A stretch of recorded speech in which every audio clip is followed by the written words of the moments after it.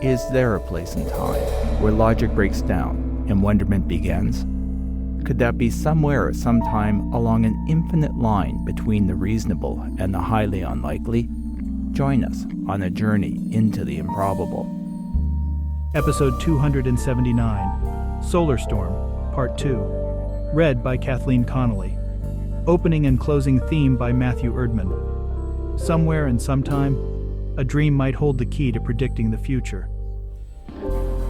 If you haven't heard Part 1 of Solar Storm, please go back and listen to our December 18th, 2023 episode. A dream? Kiara noted in disbelief. Your new solar flare prediction model is based on a dream? I'd like to believe it was my subconscious solving the problem, telling me the solution while I slept, Mary said, trying to judge if her friend thought she had gone off the deep end. You can see why I need your eyes on this. It's unscientific, but I intuitively know the model is correct. I just can't come up with a way to prove it aside from waiting to see if the forecast comes true. Kiara sighed and slumped back in her chair, steepling her hands. You were wise not to tell me that first. But before you knew how I came up with the algorithm, you said the methodology looked solid, Mary reminded her friend. They had come to the crux of her dilemma. Mary let out a breath she hadn't realized she had been holding in, hoping Kiara would agree with what she believed should be done. Look, even if there is a small possibility, shouldn't I tell someone and give the world a chance to prepare? Hold off for now, Kiara advised. I want to get my grad students to pick through your work and look for holes in your logic, especially given that you literally dreamed this thing up. Great, Mary said, failing to keep disappointment and frustration out of her voice. We'd need to verify the prediction no matter how you derived it, Kiara insisted. You've always been able to make intuitive leaps that no one else I know can. It's just, well, this isn't a theory in an academic paper that only a few researchers are going to read. If you're right, and even if you're wrong, the potential for damage is huge. I'm just looking out for you. Give me a day or two. But, Mary began to protest. I know, there isn't much time. Even a few hours' notice would help the world prepare, Mary. We need to be sure before we create a global panic over nothing. Okay, Mary agreed half-heartedly. The scientist in her insisted that Kiara was right, but couldn't make her believe it. By the time Mary got home, her phone was being inundated with progressively more desperate messages from Tycho, first asking, then demanding why she wasn't returning his texts. She hadn't realized how long she had spent with Kiara. Sorry, she messaged back, then remotely logged into the office to help. However, Mary couldn't keep her mind focused on the work. It kept looping back to her quandary. Shouldn't the world be warned? As soon as she and Tycho finished the report, mentally exhausted, she dropped her head onto the kitchen table. As she closed her eyes, she was enveloped in a dream. Mary was the solar wind, launched from the blazing sun in a once-in-a-million-year burst. Like a young raptor kicked out of the nest by its parent when it had grown too large, she soared away from her fiery place of birth as a lethal superheated plasma. Born from the intricate chaos of the magnetic fields Mary sought to understand. The force of her flight was both terrifying and exhilarating as she fled into the void. Ahead, between her outstretched talons of light, the blue and white globe of Earth lazily played in the dark, unaware of the approaching cosmic bird of prey. Mary slammed into its fragile skin, wrapping the tiny blue jewel in an embrace of brilliant neon feathers. The land beneath began to burn, and the oceans evaporated before the solar winds pushed her on deeper into the black, leaving a glowing cinder behind. Her perspective suddenly shifted, and Mary became the dying world, screaming in pain. She jerked awake, soaked in sweat, still at her kitchen table. The blue-gray light of a cloudy dawn spilled in through the window. Good, she thought. It would be better if there were low, thick clouds when the flare hit the atmosphere, in what was now less than 36 hours. They'd reflect some of the radiation. If it happened, the rational part of her brain reminded her. However, every sinew in her body said when. Her skin said it, her cells insisted on it, and her teeth ached with certainty. Yes, it was irrational, and there were innumerable possibilities. There might not be any flare at all, or maybe there would be a minor one, she tried to convince herself. Mary's phone buzzed as it vibrated impatiently, breaking out into her favorite song. She resisted the impulse to pick it up. As long as she didn't answer, everything would remain as is, suspended as a potentiality. Answering would collapse the moment into an outcome like Schrödinger's cat thought experiment, an outcome she might not like. Mary waited as long as she could. Then finally, after the caller tried for the third time, she hesitantly picked up her phone and said, "Hello? Mary?" A familiar voice on the other end asked, "It's Kiara. I've been trying to get hold of you for the past 2 hours." Mary looked at the time in the corner of her phone. It was late morning, and there was a long list of missed calls from Kiara and Tycho. The latter probably wondered where she was. "I just wanted to catch you before you told anyone about the coronal mass ejection," Kiara explained. "You haven't told anyone, right?" she quizzed. "No, why?" Mary said, starting to feel the weight of an unwanted result collapse in on her. "We went through your algorithm and it looks mostly correct, but there is no way to quickly confirm the underlying assumptions you've made. We normally ignore weak magnetic tremors just outside of sunspots. As far as I know, no one has ever considered the possibility that they can synchronize with the magnetic disturbances that cause a sunspot and build to a massive disturbance, like a rogue, non-linear ocean wave. By the way, it's a brilliant idea to apply the dynamics of ocean waves to magnetic fields." "So what are you implying?" Mary asked, suspecting where Kiara was heading. "We ran our own analysis using an established prediction model, but included the weak magnetic disturbances outside of the immediate target region as your model does."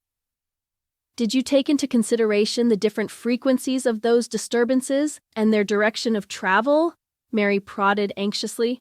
"When they collide with the larger magnetic storms in the sunspots, if some of the peaks coincide, their combined amplitude will be huge."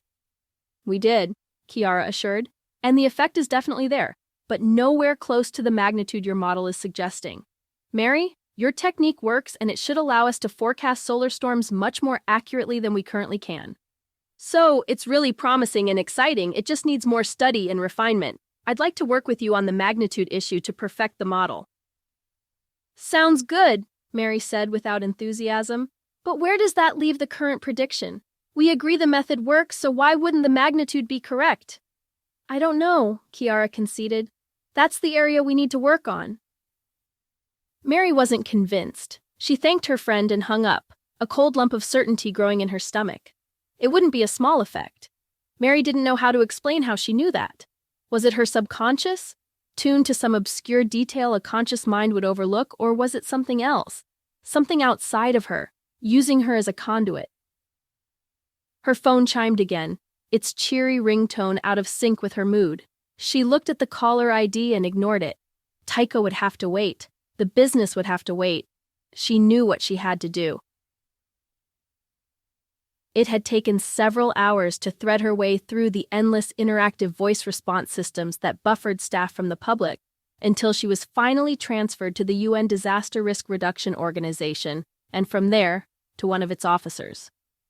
Mary took a deep breath as she waited for the voice on the other end of the line to respond, anticipation mounting, her heart pounding in her chest.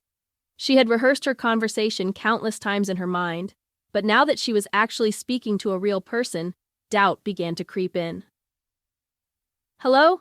This is Tabello Venter, Communications Director at the UN Disaster Risk Reduction Organization. How can I assist you?" The voice on the other end was polite but professional, with a hint of exhaustion that came from dealing with endless calls and inquiries. "Mr. Venter, my name is Mary Payan.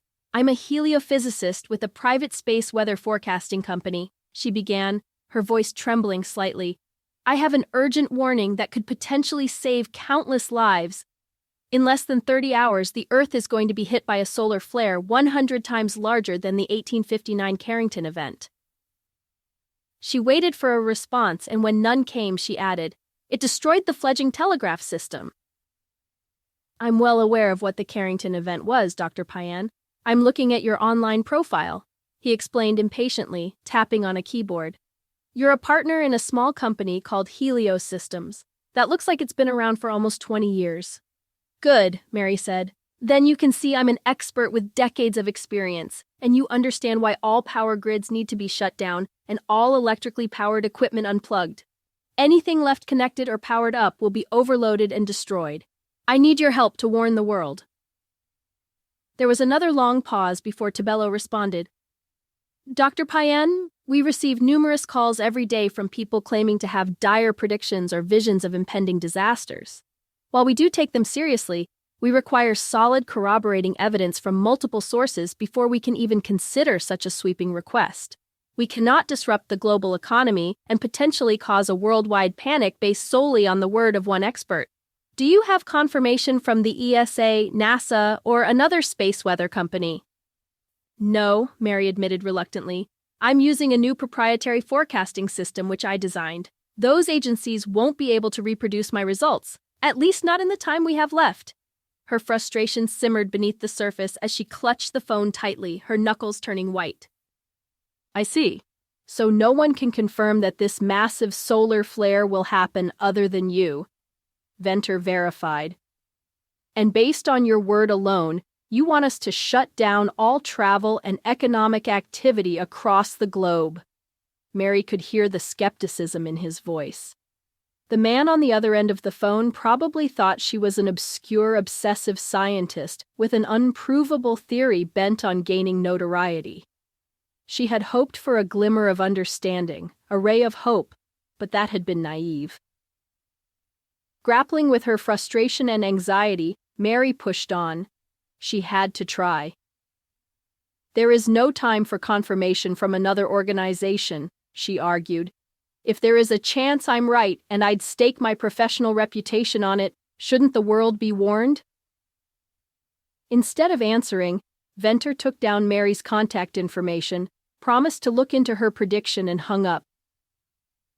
Mary persisted in trying other government organizations, but everyone she contacted said the same thing. They warned of the economic impact and the social chaos if they announced a crisis that didn't have a 100% chance of occurring. They wanted corroboration from other observatories and space agencies before they would consider taking action. After contacting everyone she could think of, she finally gave up and checked her phone's log to see if Venter at the UN had called back. All she found were missed texts from Tycho. His messages had quickly escalated from concern to anger and now veered into threatening territory. Mary knew that her working relationship with Tycho was over, and potentially her career too. If anyone found out about her attempts to warn the public without third-party confirmation, she would be an outcast in her field and potentially face legal consequences. As she paced around her small apartment, Mary couldn't help but feel defeated.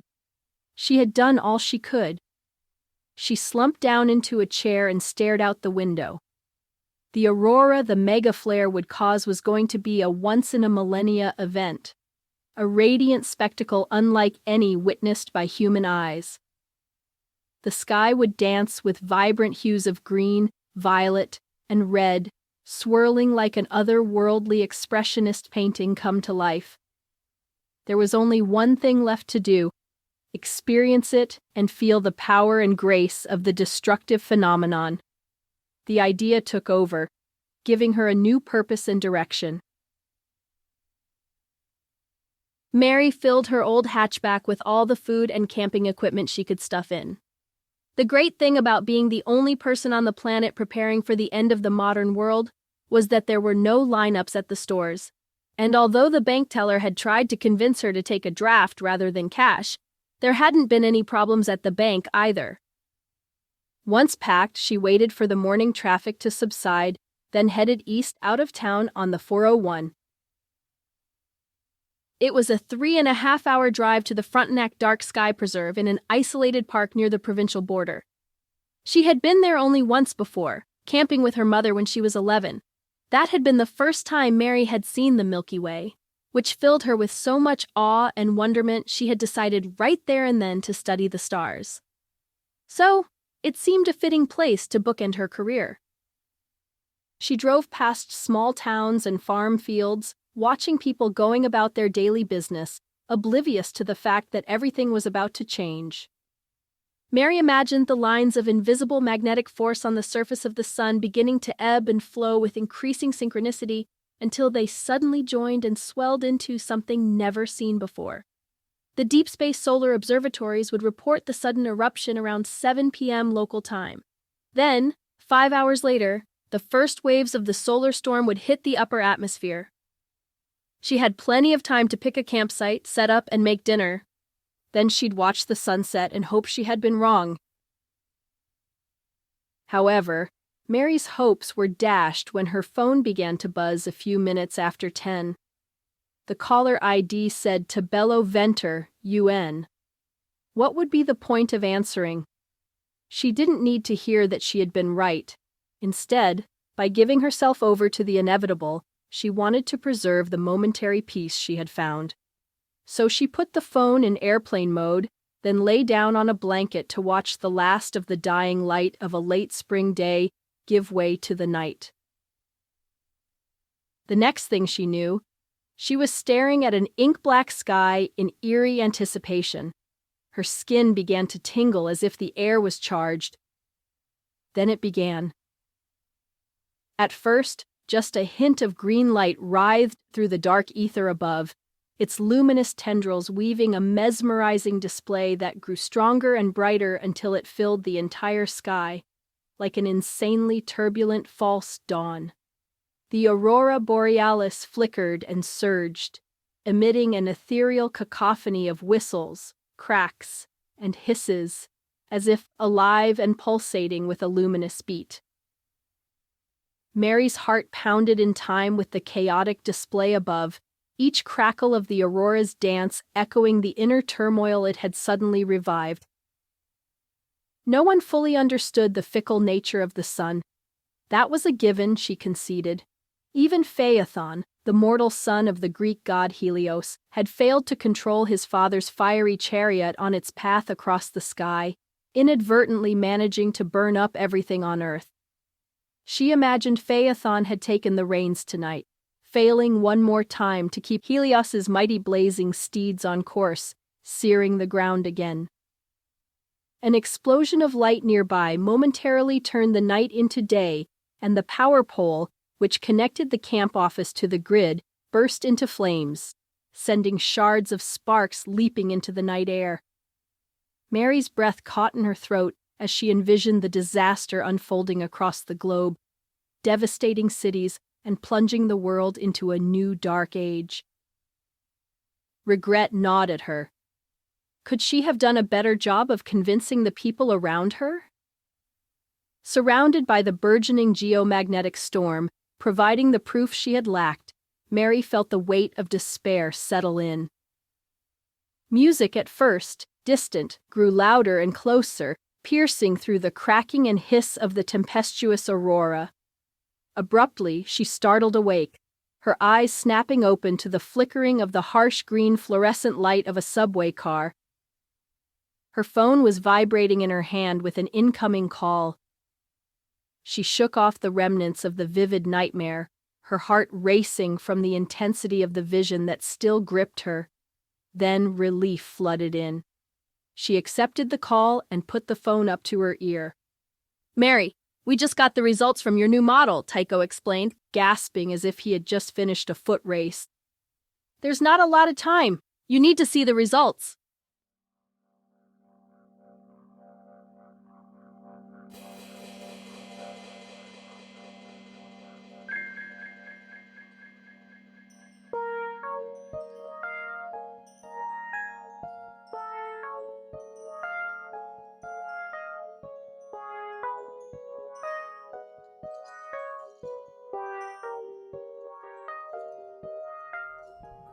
I'd like to give a special thanks to all our listeners, and a shout out to Carmen for their generous support on Ko-Fi.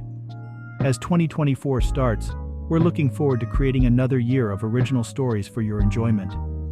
You can help us do that twice a month by either heading over to ko-fi.com/makeshiftstories and making a one-time donation, or becoming an ongoing supporter at patreon.com/makeshiftstories.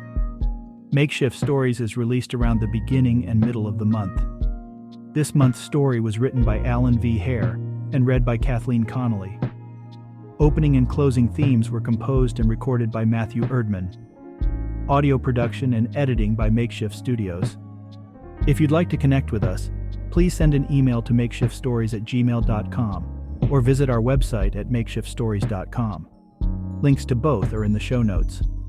Makeshift Stories is released under a Creative Commons non-commercial attribution, no derivative license, which means you are free to share our stories. Just remember to credit us, and don't alter anything.